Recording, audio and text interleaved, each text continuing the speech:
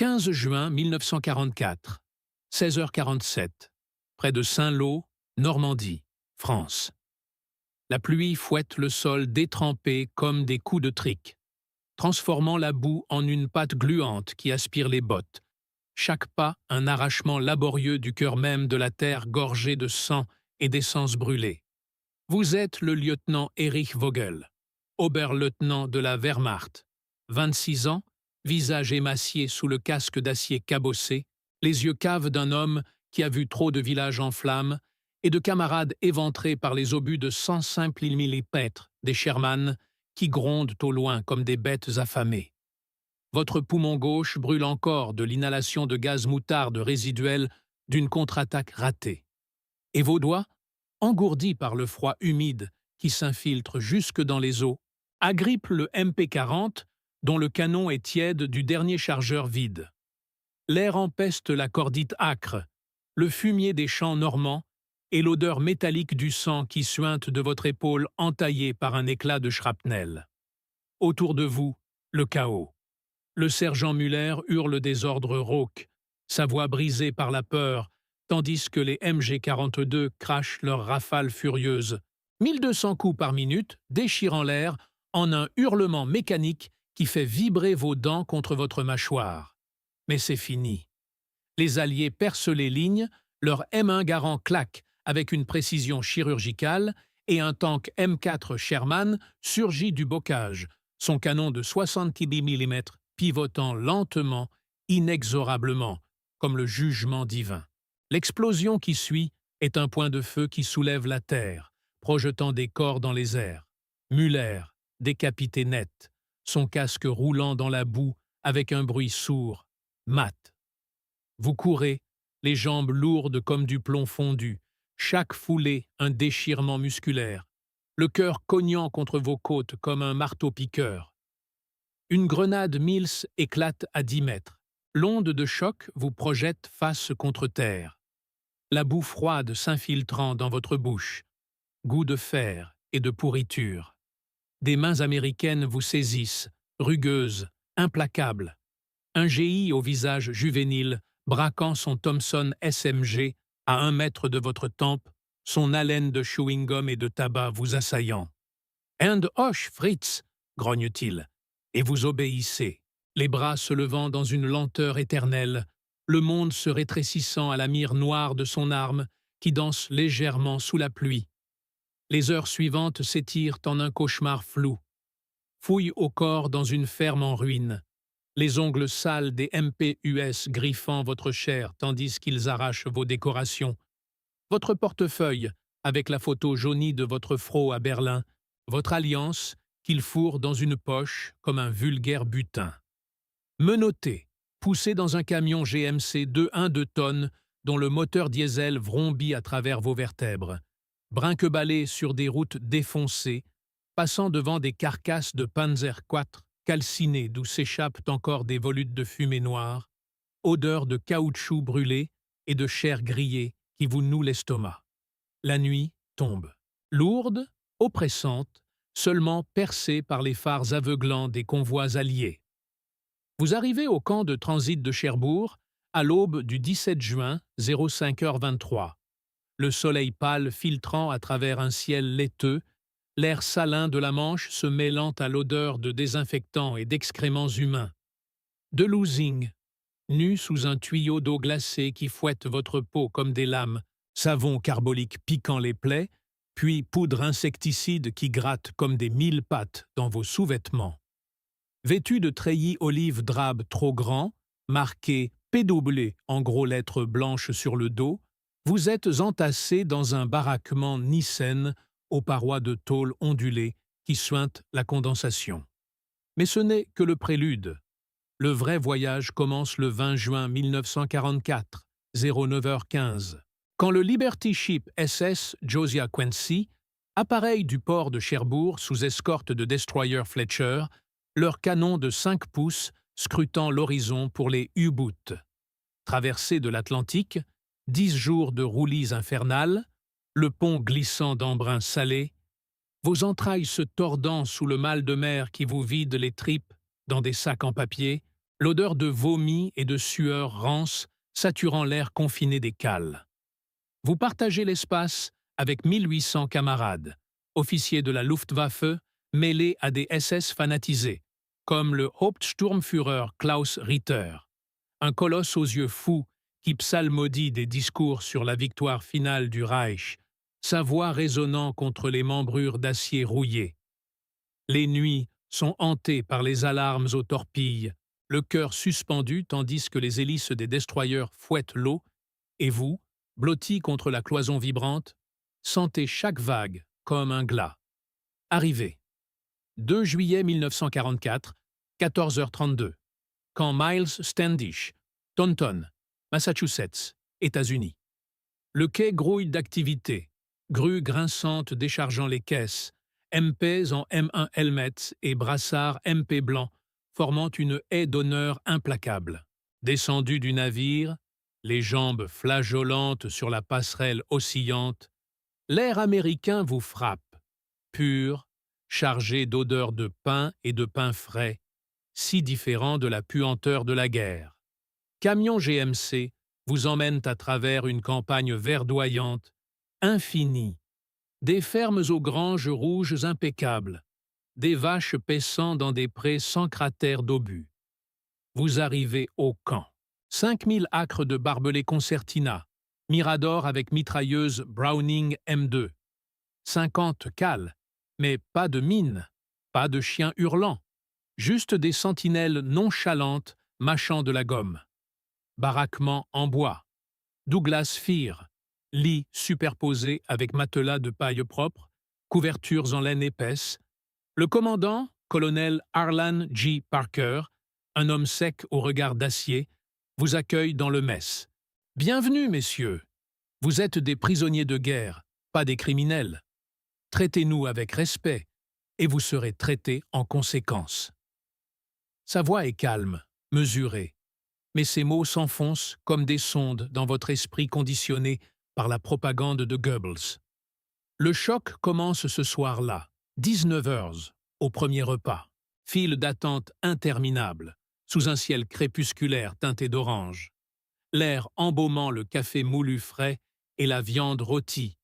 Pas la sawdust sausage immonde des rations allemandes, mais de vrais bœufs du Midwest, juteux, saignant légèrement, servis avec des pommes de terre au beurre fondu et des haricots verts croquants.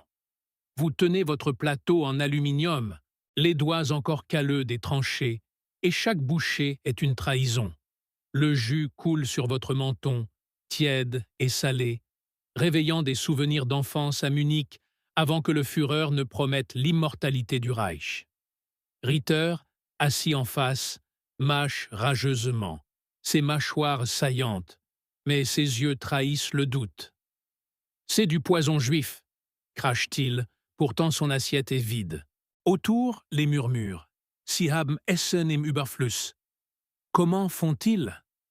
Le lait entier, glacé, coule dans votre gorge comme du nectar. Et pour la première fois depuis des mois, votre estomac est plein, lourd, apaisé. Les jours s'étirent en une routine qui mine l'âme plus sûrement qu'un interrogatoire Gestapo.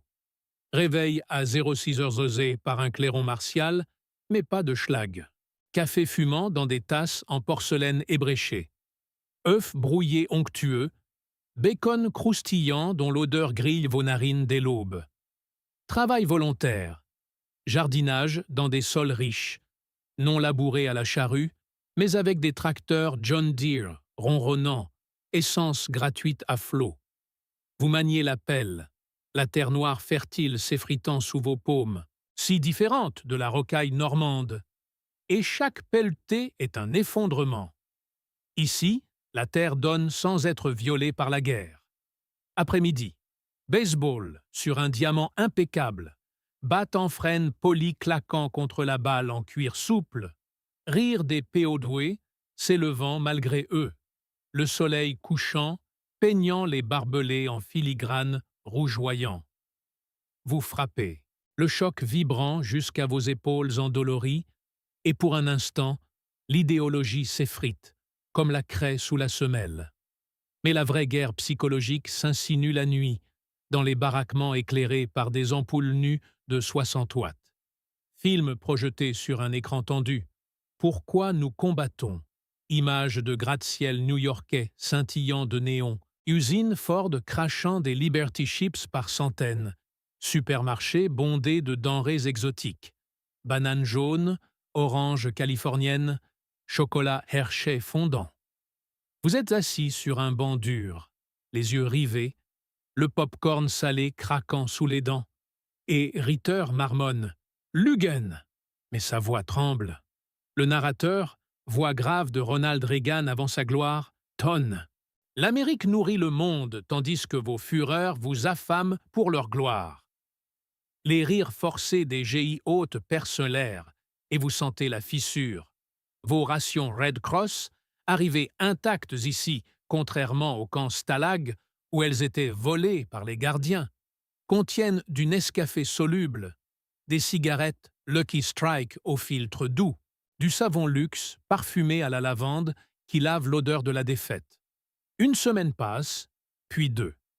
20 juillet 1944, 22h15. Nouvelle du putsch contre Hitler. Les MP diffusent BBC sur des haut-parleurs Westinghouse, la voix monocorde annonçant l'échec de Stauffenberg, mais avec des détails crus sur les pendaisons filmées au Reichstag. Ritter explose, fracasse une chaise contre le mur de planche, écharde volant comme des shrapnels miniatures, son cri « Verreter » se brisant en sanglots. Vous le retenez, vos bras maigres tremblants, sentant son corps massif s'affaisser, l'odeur de sa sueur aigre mêlée à celle du pain fraîchement scié. Cette nuit-là, dans votre couchette grinçante, le matelas épais amortissant vos os meurtris, les idées tourbillonnent. Et si le Reich n'était pas invincible?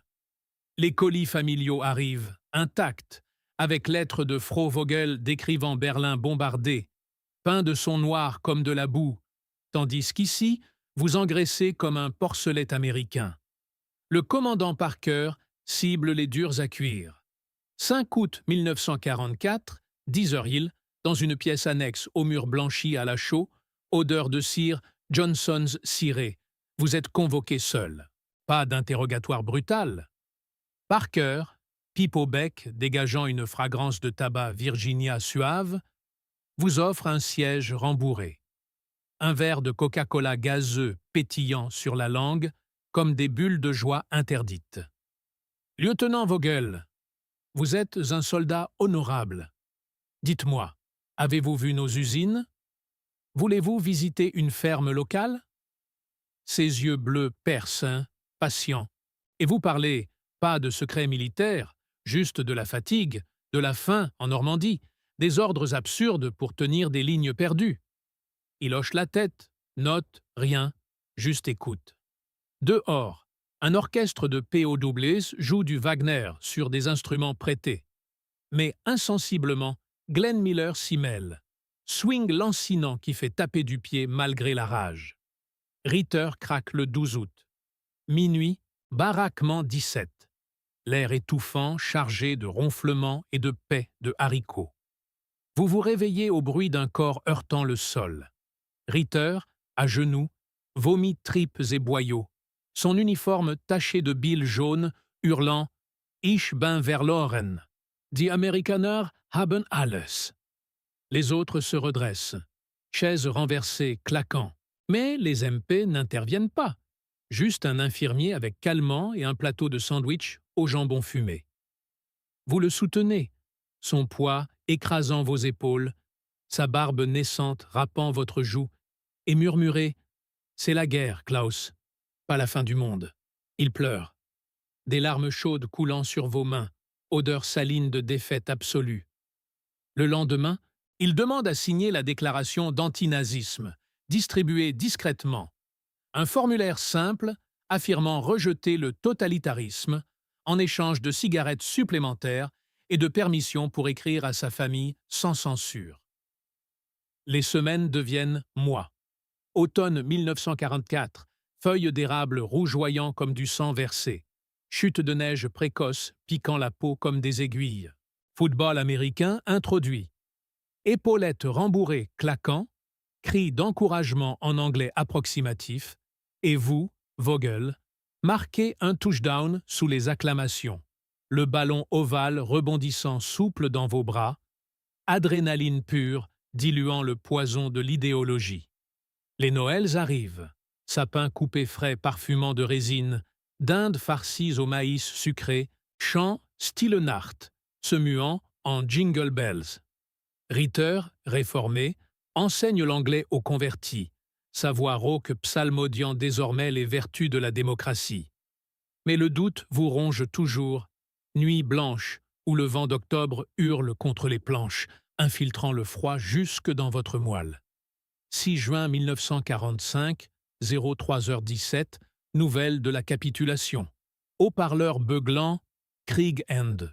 Vous sortez dans la cour, pieds nus sur la terre gelée qui engourdit instantanément les orteils, étoile froide perçant le ciel noir américain, si vaste, si indifférente au malheur du Reich.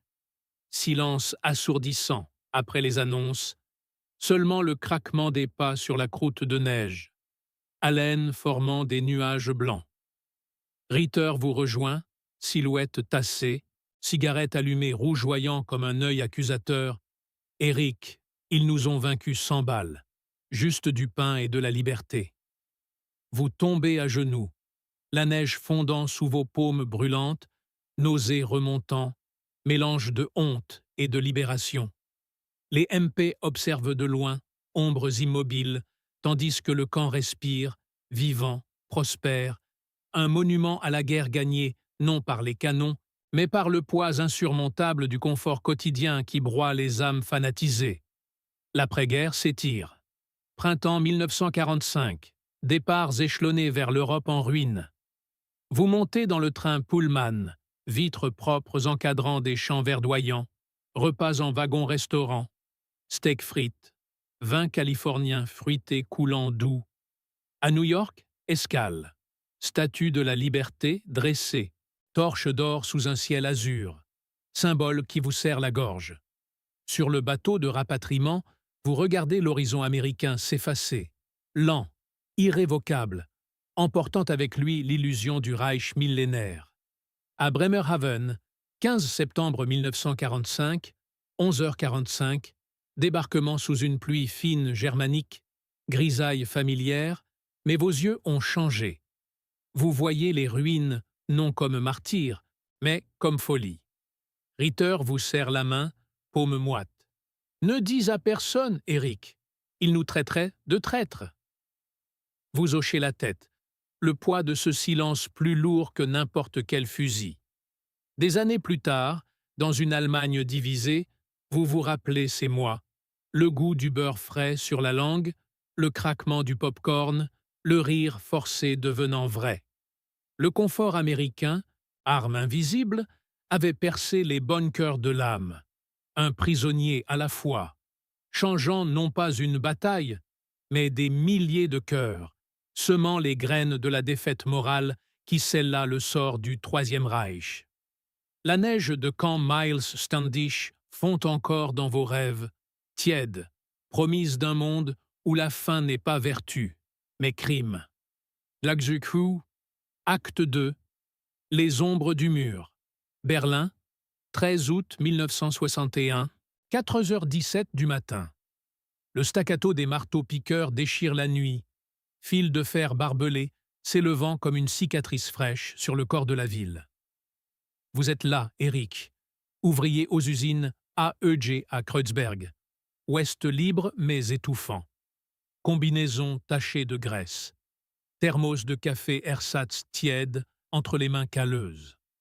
Le mur naît, murant vos souvenirs autant que les frères de l'Est. Vous regardez les premiers gardes frontières, casque d'acier luisant sous les projecteurs, hériteur surgi de l'ombre, vieilli prématurément, chapeau mou rabattu sur un front ridé. Eric, ils ont gagné 2 fois, d'abord avec le beurre, maintenant avec le béton. Vous marchez ensemble le long du mur naissant, brouillard automnal perlant sur les barbelés, odeur de sciure humide et de peur rance. « J'ai vu Staline à Potsdam », chuchote-t-il. Mais c'est Washington qui rit le dernier. Nos gosses mangent des bananes à l'ouest, pendant que les autres mâchent la propagande.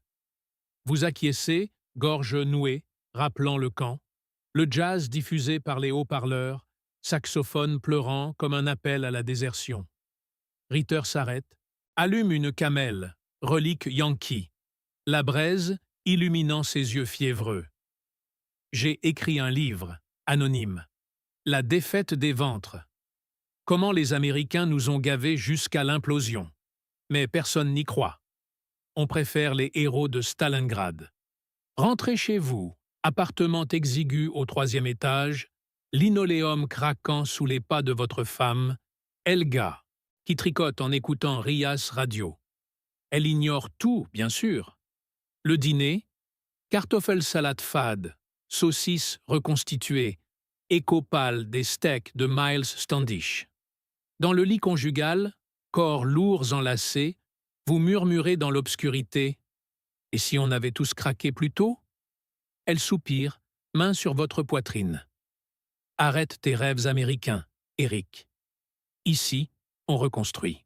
Mais la nuit vous avale, vision de pop-corn éclatant en explosions inoffensives, de coca glacé pétillant comme du champagne vainqueur. Années 60, l'Ouest bourdonne. Volkswagen garé devant l'immeuble, Transistor crachotant les Beatles, Twist and Shout perçant les bunkers intérieurs.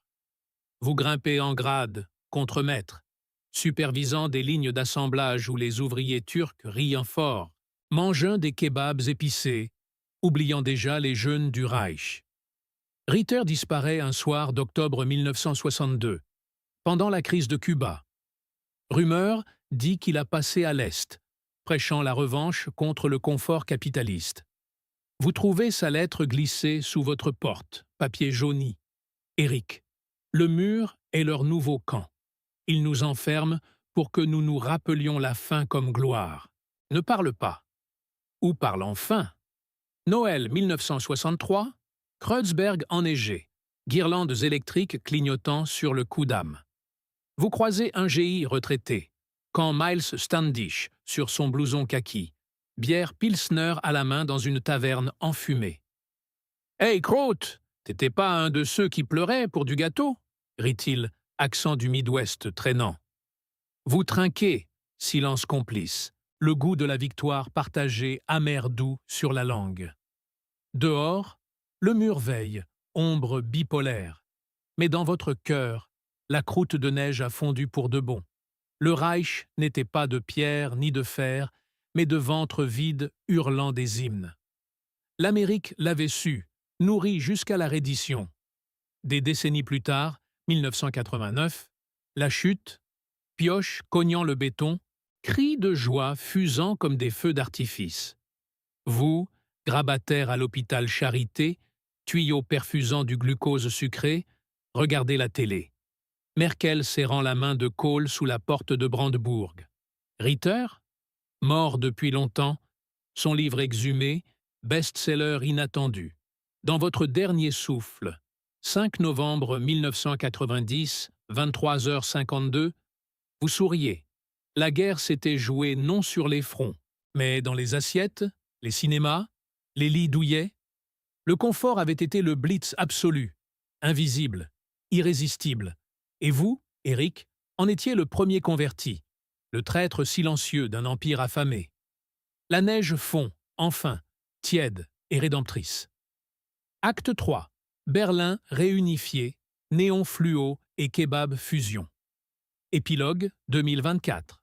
Votre appartement de Kreuzberg, rénové en loft branché, loué à un étudiant turco-berlinois nommé Ali, qui mixe des beats électro sur un MacBook.